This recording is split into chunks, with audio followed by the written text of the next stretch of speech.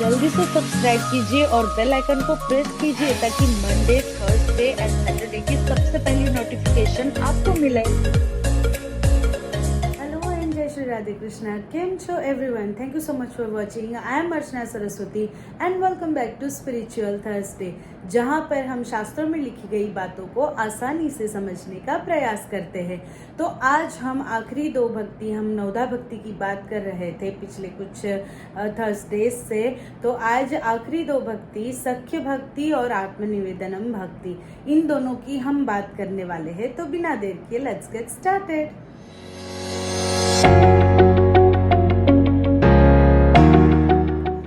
आखिरी जो दो भक्ति रह गई है, एक है सख्य भक्ति और दूसरी भक्ति है आत्मनिवेदनम। सख्य यानी कि भगवान से मित्रता, भगवान से दोस्ती किसने करी? अर्जुन ने करी, सुदामा ने करी। और उस दोस्ती में जो समर्पण था, सिर्फ दोस्ती, आजकल के ज़माने में अगर देखा जाए तो दोस्ती में स्वार्थ ज़्यादा होता है समर्पण से, पर उस समय भगवान श्री कृष्ण ने मित्रता की एक बहुत ही बड़ी परिभाषा दी कि मित्रता में कभी कोई स्वार्थ नहीं होता।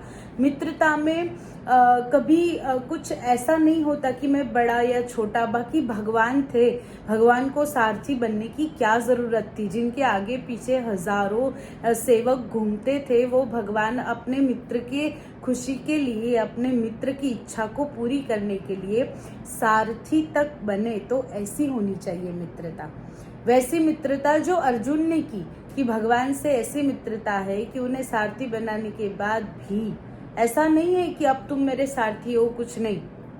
भगवान जैसा कह रहे हैं वैसे ही वो चल रहे हैं। सख्य भाव, मित्रता का भाव जो अर्जुन ने हमें दिखाया, जो सुदामा जी ने हमें दिखाया। बहुत से लोग सुदामा जी को कहते तो होंगे, अरे भगवान श्री कृष्ण आपके मित्र है, आप एक बार बात तो करो, आपकी सारे दुख दूर हो जाएंगे।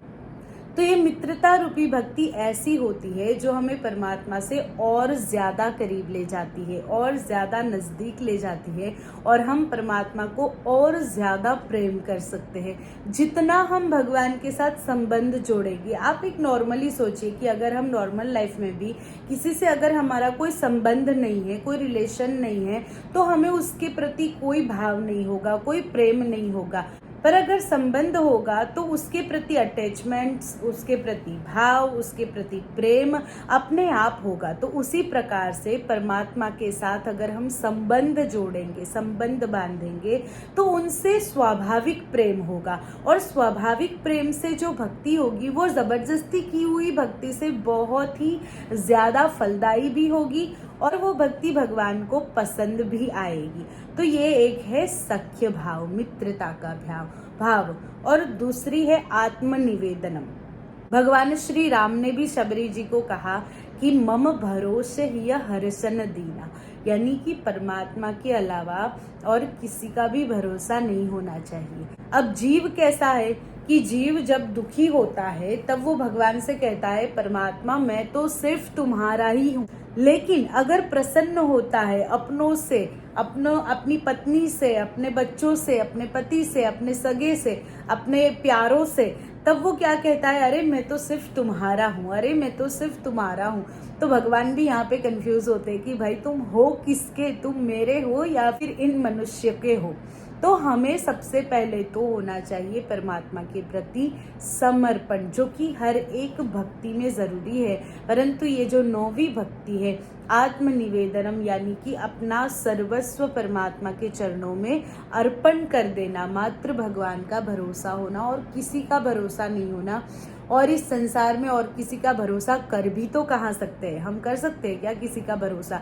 जब भी हम भरोसा करें तो हमें एक डर रहता है कि भरोसा कहीं टूट ना जाए, कहीं कुछ ऐसा ना हो जाए उनसे, कहीं ऐसा ना हो जाए मुझसे कि ये रिश्ते बिगड़ जाए, ये भरोसा टूट जाए। अगर भरोसा टूट जाएगा, रिश्ते टूट जाएंगे, तो हम कैसे जिएंगे? कितने सारे सवाल, कितना सारा भय होता है जब हम किसी के ऊपर भरोसा करते हैं। तो भरोसा ना टूटे, अपने आप को कितना समझाते हैं। अगर कभी पता चले कि सामने वाला व्यक्ति कहीं से गलत है, तो अपने आप को हम समझाने का कितना प्रयत्न करते हैं ना, कि कहीं हमारा भरोसा टूट ना जाए। परंतु परमात्मा कभी गलत हो ही नहीं सकते। उनके ऊपर किया हुआ भरोसा कभी नहीं टूटेगा, और जब भरोसा नहीं टूटेगा तो हम दुखी नहीं होंगे तो परमात्मा की बनाई हुई इस सृष्टि में हम बड़े ही आनंद से जिएंगे परमात्मा के लिए। तो जिन्होंने ये दुनिया बनाई है उनके लिए जीना ये बड़ी बात है। जो इस दुनिया में है, जो आज है और कल नहीं है, जो इस दुनिया का एक छोटा सा हिस्सा है, उनके प्रति हम अपना कर्तव्य जरूर निभा सकते हैं। हमें अपना कर्तव्य नहीं छोड़ना चाहिए, क्योंकि हमारा धर्म हमें ये सिखाता है कि कर्तव्य प्रति कर्तव्यम एषु धर्म सनातन। तो हमें हमारा कर्तव्य नहीं चुकना है, ना हमारे माता पिता के प्रति, ना अपने भाई बंधुओं के प्रति, ना ही अपने पत्नी पुत्रों के प्रति, और ना ही मित्रों के प्रति। किसी के भी प्रति हम अपने कर्तव्य से नहीं चूक सकते। लेकिन जिन्होंने इस सृष्टि को बनाया है, जिन्होंने हमें बनाया है, जिनकी वजह से हम है ना, जिनकी वजह से हम हैं, उस वजह को हमें नहीं भूलना चाहिए, उस परमात्मा को हमें नहीं भूलना चाहिए। और इसीलिए उनके चरणों में हमारा जो समर्पण होता है, वो समर्पण भाव हमें जीवन भर नहीं भूलना चाहिए। तो एक है ये सख्य भक्ति, मित्रता की भक्ति, यानी कि परमात्मा से संबंध जोड़ना। जब हम संबंध जोड़ेंगे तो स्वाभाविक हम परमात्मा से प्रेम करेंगे। और आखिरी भक्ति है आत्मनिवेदनम, यानी कि परमात्मा के चरणों में समर्पण। पूरे अपने आत्म से, पूरे मन वचन कर्म से परमात्मा के चरणों में हम अपने आप को समर्पित करते हैं। और परमात्मा के अलावा हमें किसी का भी भरोसा नहीं है। हर एक भक्ति के हम हर एक भक्त को भी देख सकते हैं। जैसे श्रवण भक्ति, परीक्षित जी ने जैसा श्रवण किया वैसा कोई श्रवण नहीं कर सकता, उन्हें और ज्यादा श्रवण करने की इच्छा होती है।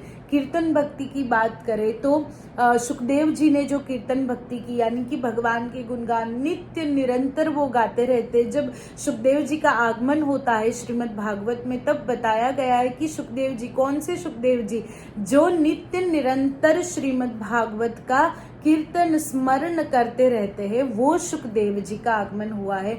तो कीर्तन भक्ति सुखदेव जी से ज्यादा कोई भी, सुखदेव जी से बड़ी कीर्तन भक्ति कोई नहीं कर सकता। श्रवणम कीर्तनम विष्णु स्मरणम पाद सेवनम। उसके बाद है स्मरण भक्ति। तो प्रहलाद जी जैसा कोई स्मरण नहीं कर सकता। इतने कष्ट होने के बाद भी नित्य निरंतर नारायण नारायण का स्मरण करते रहना, ऐसी भक्ति प्रहलाद जी से बढ़कर कोई नहीं कर सकता। पाद सेवनम, यानी कि चरणों की सेवा। भगवती माँ महालक्ष्मी से बढ़कर चरणों की सेवा भगवान की कौन कर सकता है। हम जब भी भगवान श्री लक्ष्मी नारायण का स्मरण करें या फिर नेत्र बंद करके उनका ध्यान करें, तो यही छवि सामने आती है कि लक्ष्मी जी नित्य निरंतर भगवान विष्णु के, भगवान श्री हरि नारायण के चरणों की सेवा कर रही है। पाद सेवनम, अर्चनम वंदनम दास्यम, भगवान की अर्चना। महाराज पृथु से बड़ी भगवान की अर्चना कौन कर सकता है। कई स्तुतियों द्वारा परमात्मा को प्रसन्न करने का प्रयास महाराज पृथु ने किया, उनसे बड़ी अर्चन भक्ति कौन कर सकता है। वंदन भक्ति अक्रूर जी से बड़ी कौन कर सकता है, जिन्होंने वृंदावन में प्रवेश से ही दंडवत करते हुए नंद बाबा के घर पर वो पहुंचे भगवान के दर्शन करने के लिए। ऐसी वंदन भक्ति भला कौन कर सकता है। दास्यम, यानी कि सेवा। हनुमान जी जैसे सेवक कौन हो सकते हैं। स्वयं भगवान महादेव के अवतार है, और हनुमान जी ने जो दास्य भक्ति की है, सेवक भाव बताया है। एक सेवक कैसा होता है और सेवक का धर्म जो अत्यंत कठोर है, उसे कैसे निभाया जाता है, वो हनुमान जी से बढ़कर कौन सिखा सकता है। सख्यम आत्मनिवेदनम, सख्य भक्ति अर्जुन जी से बड़ी कोई नहीं कर सकता। और आत्मनिवेदनम, यानी कि समर्पण भाव महाराज बलि से बढ़कर किसी का भी नहीं हो सकता। जिन्होंने जब 3 चरण पृथ्वी भगवान को दी, 2 चरण से भगवान ने संपूर्ण त्रिलोक ले लिया, तीसरा चरण जब पूछा तो बलि राजा को क्रोध नहीं आया। बलि राजा ने ये नहीं सोचा कि छल किया गया है मेरे साथ, उन्होंने तो सोचा कि मुझ पर प्रभु अनुग्रहित हुए हैं, और उन्होंने कैसा समर्पण भाव बताया है कि प्रभु मेरे मस्तक पर अपने चरण रखिए और मुझे धन्य कीजिए, क्योंकि मुझे मात्र आप ही का भरोसा है। ऐसा भरोसा परमात्मा के ऊपर है कि आज भी स्वयं परमात्मा महाराज बलि के द्वारपाल रहकर खड़े होते हैं, आज भी स्वयं प्रभु उनकी रक्षा करते हैं। तो ये थी नवधा भक्ति जिनकी हमने पिछले कुछ गुरुवार के दौरान बात करी। आई होप कि आपको मेरा ये सिंपल तरीका पसंद आया होगा और नवधा भक्ति के बारे में आप ज्यादा समझ पाए होंगे और आपको मेरे ये वीडियोस भी बहुत पसंद आए होंगे। And if you do then please hit the like button, comment करके बताइए आपको कैसा लगा, share with your friends and family, and please do not forget to subscribe. Also you can follow me on Instagram and like my Facebook page, link is in description box. I will see you on Saturday. Till enjoy every moment of your beautiful life. Take care. Bye bye.